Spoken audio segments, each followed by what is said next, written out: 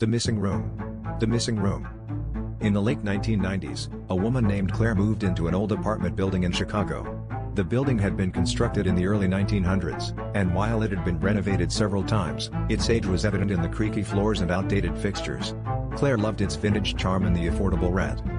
One day, while chatting with her elderly neighbor, Mrs. Langley, Claire learned something unsettling. The building originally had 14 apartments, but now there were only 13.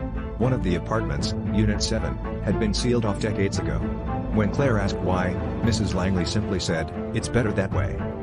Curiosity knotted Claire. She started asking other tenants about Unit 7. Most shrugged her off, but a younger tenant mentioned hearing strange noises coming from the wall where the unit supposedly was, scratching, faint whispers, even the sound of furniture being dragged. Determined to find out more, Claire visited the city archives. She discovered that in 1952, a man named Harold Grayson lived in Unit 7. Harold was a reclusive artist who rarely left his apartment. One night, his neighbors reported hearing him scream, followed by a loud crash. When the police arrived, they found the apartment completely empty. No furniture, no art supplies, and no Harold.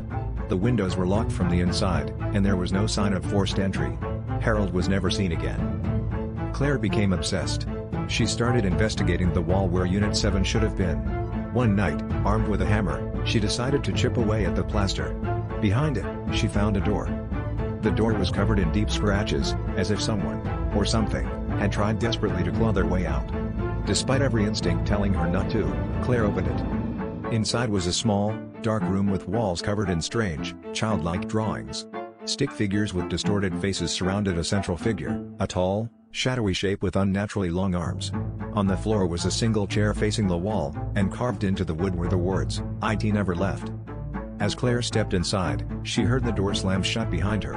The light from her flashlight flickered and died, plunging her into darkness. Her neighbors found her the next morning, curled up outside her apartment, muttering incoherently. She refused to speak about what happened, but she moved out the following day. To this day, the building remains standing, and Unit 7 is still sealed. Tenants occasionally report hearing noises from behind the wall, but no one dares investigate. They all agree on one thing: whatever happened to Harold Grayson and Claire is better left alone.